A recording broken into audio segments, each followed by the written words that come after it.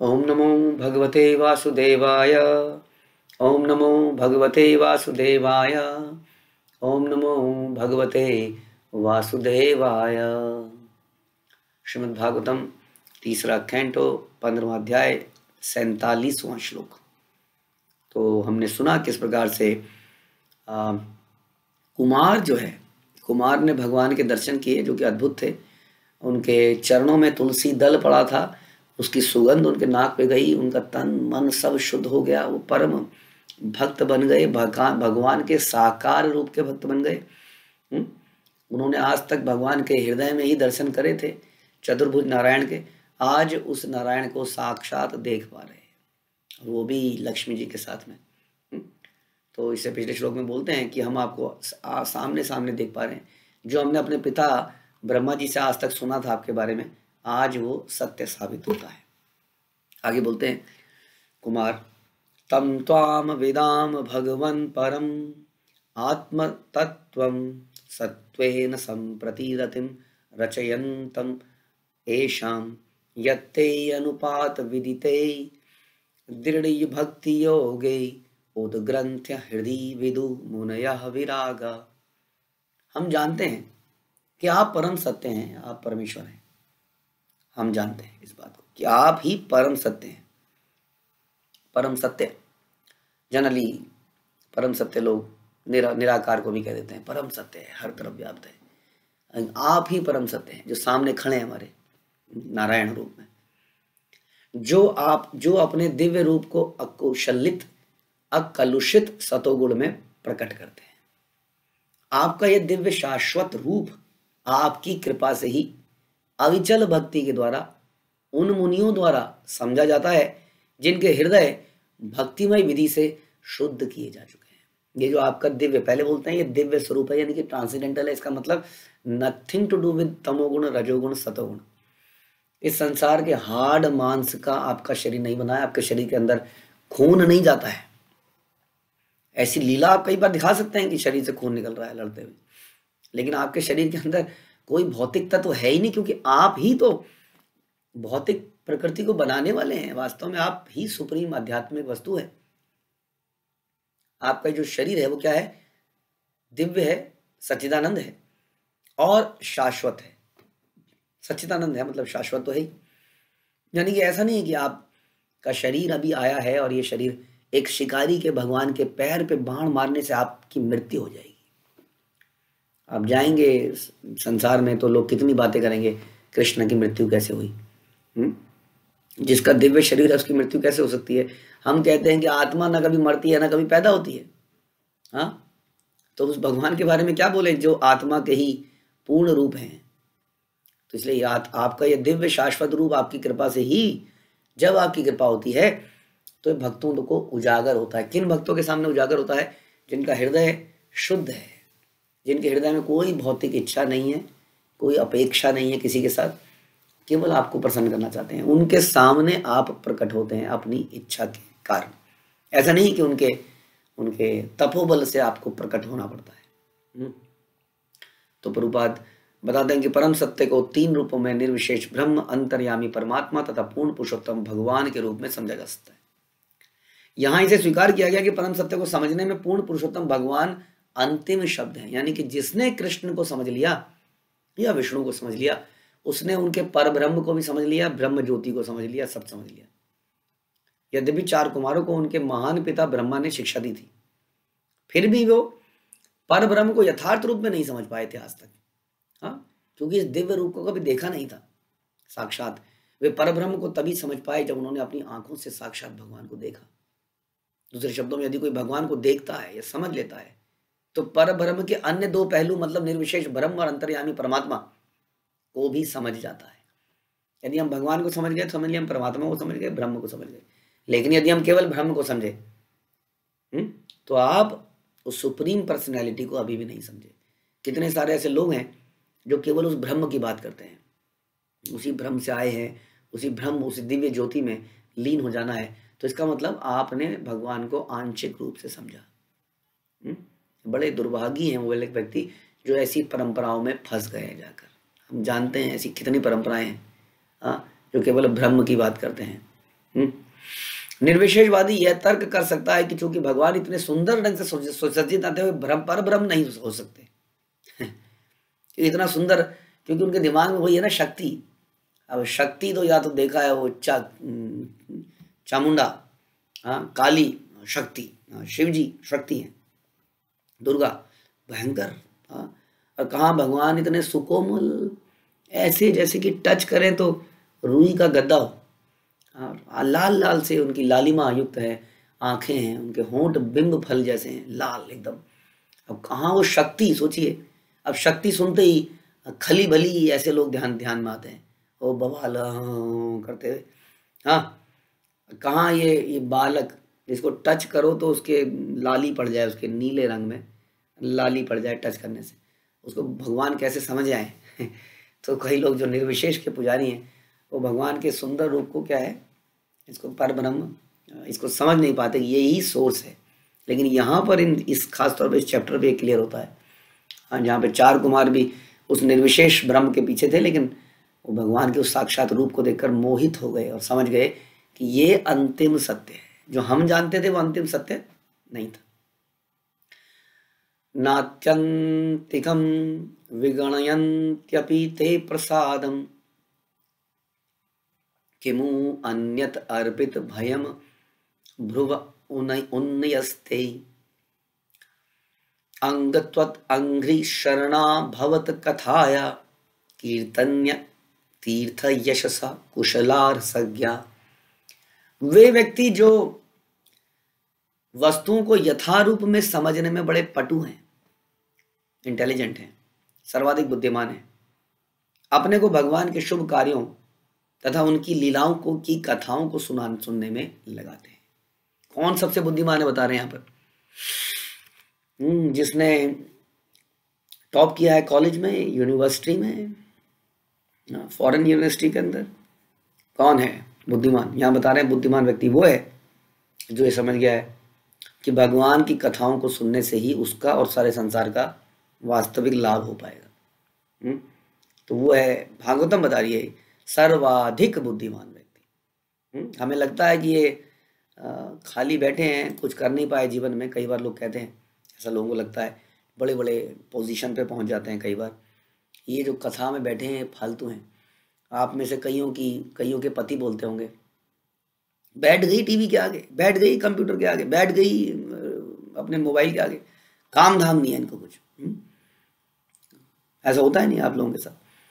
वो आए हैं ऑफिस से, उन्हें लगता है ये सब फालतू का काम में लगे, या उल्टा भी होता है कई बार।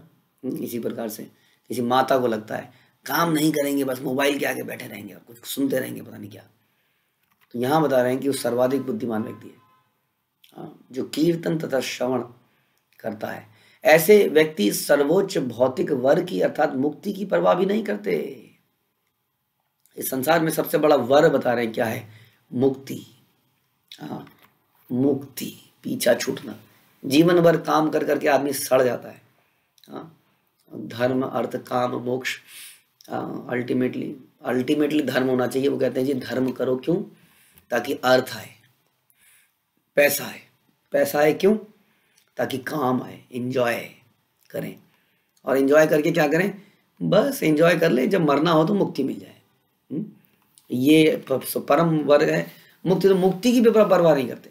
स्वर्ग लोक के भौतिक सुख जैसे कम महत्वपूर्ण वरों के विषय में क्या कहा जाए? स्वर्गवासी हो जाना, स्वर्ग लोक में चले जाना, बता रहे हैं ये बहुत छोटा वर है। इससे बड़ा वर है मुक्ति प्राप्त करना, क्योंकि मुक्ति में आप संसार के जन्म मृत्यु से परे चले जाते हो।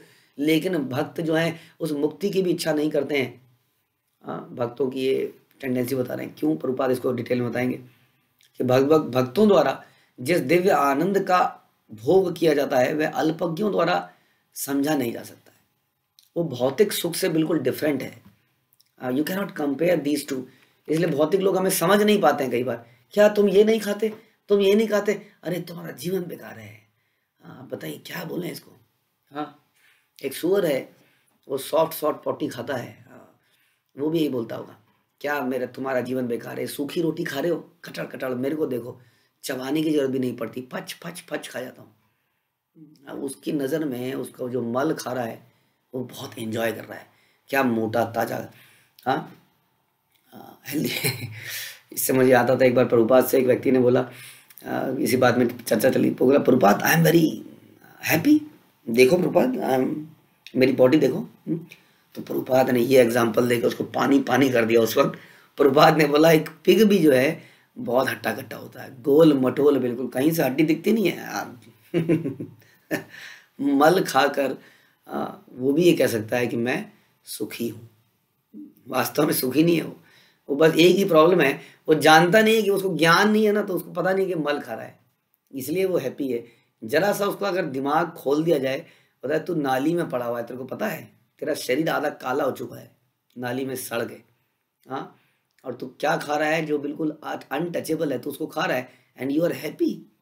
यही होता है, निम्न योनियों में बुद्धि कम होती है, सड़ जाती है। हमने सुना है लोग अंतड़ियां तक खा जाते हैं, अंतड़ियों को खून खा जाते हैं, अंतड़ियां खा जाते हैं, and they are very happy, मज़ा आ गया आज। दिस इज कॉल्ड जानवर टेंडेंसी। तो ये समझना पड़ेगा। इसलिए इस संसार में जो थोड़ा सा इंटेलिजेंट हो जाता है, थोड़ा सा इंटेलिजेंट, वो समझ जाता है कि संसार में तो कुछ नहीं रखा है, इवन स्वर्ग में कुछ नहीं रखा है, तो मुक्ति मिलना इज़ वंडरफुल। हाँ, इसलिए जब तक संसार में हो भोग लो और उसके बाद मुक्ति मिल जाए बस। तो यहाँ बता रहे हैं कि भक्त लोग उसकी भी परवाह नहीं करते। क्यों? क्योंकि भक्तों द्वारा जो आनंद लिया जा रहा है उसको बता नहीं सकते हम कि तुम्हारे इस खाने में वो आनंद है या इसको छोड़ने में आनंद है, वो परम सुख में आनंद है।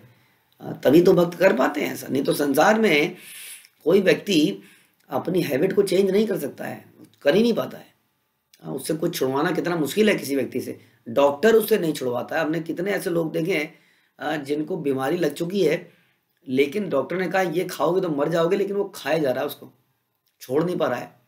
अब उसको आनंद नहीं आ रहा है उसमें, लेकिन अब उसकी मजबूरी बन चुकी है।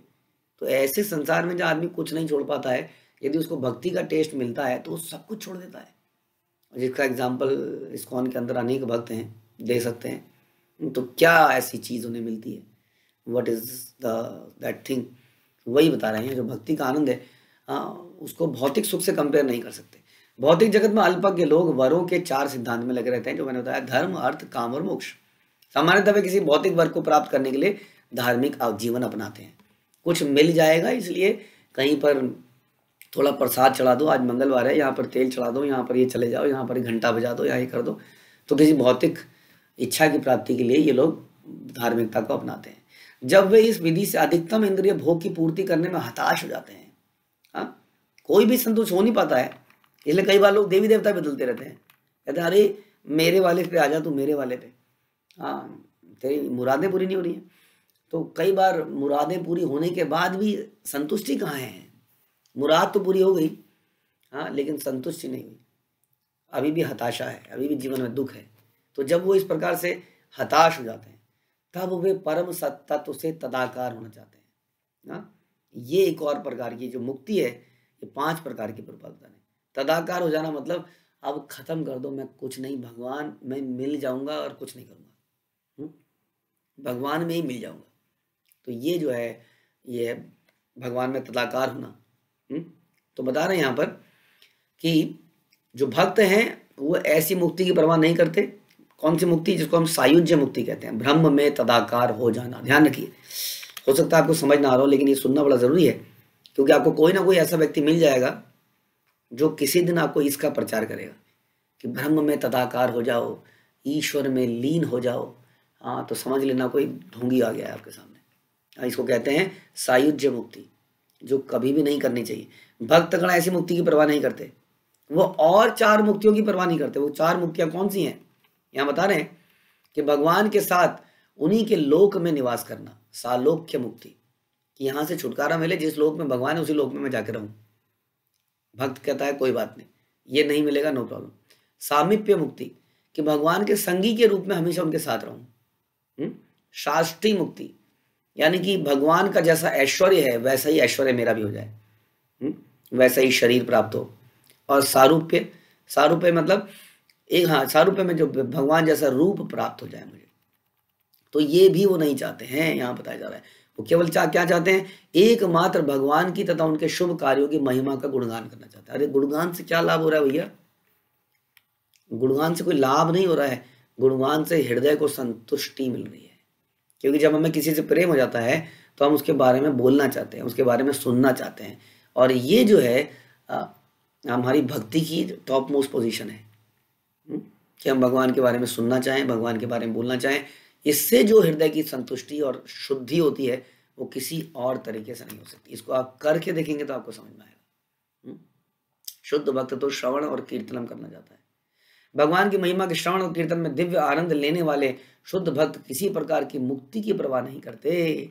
हाँ, वो केवल भगवान के सेवा करना चाहते हैं, उनके बारे में सुनना चाहते हैं, उनके बारे में बोलना चाहते हैं। यानी कि उनकी कोई इच्छा नहीं है, मुक्ति की भी इच्छा नहीं।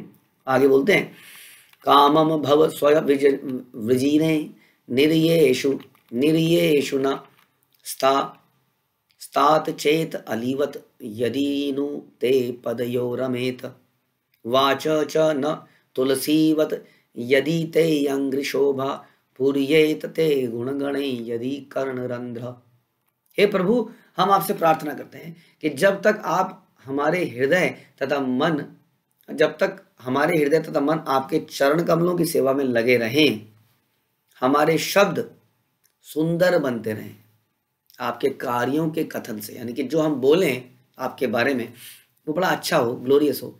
जिस तरह आपके चरण कमलों पर चढ़ाए गए तुलसी दल सुंदर लगते हैं, यानी कि हम भगवान के बारे में ऐसी बातें बोल पाए कि बड़ी सुंदर लगे। ये भगवान से प्रार्थना कर रहे हैं, यानी कि भगवान की ग्लोरी, उनका गुणगान करने की हमें क्षमता प्राप्त हो, ये हम आपसे चाहते हैं। जैसे कि आपके चरणों पे चलाई गई तुलसी जो है बहुत सुंदर लगती है, ऐसे ही हमारे कथन हो जाए, हमारे शब्द हो जाएं जो आपकी बड़ी सुंदर गुणगान कर पाएं, तथा जब तक हमारे कान आपके दिव्य गुणों के कीर्तन से सदैव पूरित होते रहें, तब तक आप जीवन की जिस नारकीय अवस्था में जन्म दें, हम जाने को तैयार हैं। देखिए कौन बोल रहा है, ये 4 कुमार बोल रहे हैं। कितना हार्ट ट्रांसफॉर्मेशन हो चुका है। देवर योगीज। अब वो कह रहे हैं कि हमें नरक में भेज दो, लेकिन हमारे कान में आपके कीर्तन, आपके गुणगान पढ़ते रहे और हमारी जिह्वा से आपके बारे में कुछ ना कुछ निकलता रहे। ये हमारी इच्छा। और ये 4 मुनि बोल रहे हैं, देखिए, they are very intelligent people, they are very powerful people. कोई आपको ऐसा व्यक्ति मिला है जो अपनी उम्र को रोक दे? हर कोई चाहता है कि उसकी उम्र रुक जाए। हाँ, खास तौर पे बच्चे की उम्र बन जाए तो कितनी बढ़िया है, कोई टेंशन नहीं। लेकिन हम लोग कोई कर नहीं पाया इसको, हम लोग धीरे धीरे बूढ़े हो ही रहे हैं। ये वो लोग हैं जिन्होंने अपनी उम्र को भी रोक दिया। अब ये कह रहे हैं हमें कुछ नहीं चाहिए, केवल आपकी कथा हमारे कानों में पड़े। कैसे कोई आदमी का हृदय इतना बदल सकता है, इतने इंटेलिजेंट, इतने बड़े योगी व्यक्ति का? क्या कोई संसार में बिजनेसमैन ऐसा कह सकता है? समय कहाँ है सर? अभी एक इधर से डील आ रही है करोड़ों की, उधर से ये हो रहा है, उधर से हो रहा है, ऑफिस वाला भी, हर कोई बिजी है। यहाँ 4 कुमार कह रहे हैं तो इतने पावरफुल व्यक्ति थे कि हमारे कानों में आपका दिव्य गुण पड़े और हमारे मुंह से आपके बारे में निकले। जब तक हम जीवित हैं, तब अगर ये हो रहा है तब हमें चाहे आप नरक में भी भेज दें, it is acceptable to us. अब 4 मुनि भगवान से अपना दीनता दिखाते हैं, यहाँ दिखा रहे हैं। हाँ, क्यों दिखा रहे हैं? ऐसे ऐसे शब्द क्यों बोल रहे हैं? हाँ, क्योंकि उनको समझ में आ रहा है कि उनसे कुछ गलती हो गई है, उन्होंने श्राप दे दिया है 4 कुमारों को, और इसके बदले में अब भगवान उन्हें नरक में भी भेजें। देखिए, थोड़ी देर पहले जय विजय ने ये प्रार्थना करी थी कि हमें पृथ्वी में गिरने दीजिए, सही हुआ, लेकिन भगवान के बारे में ना, भगवान को ना भूल जाएं प्लीज, इतना वरदान दे दीजिए।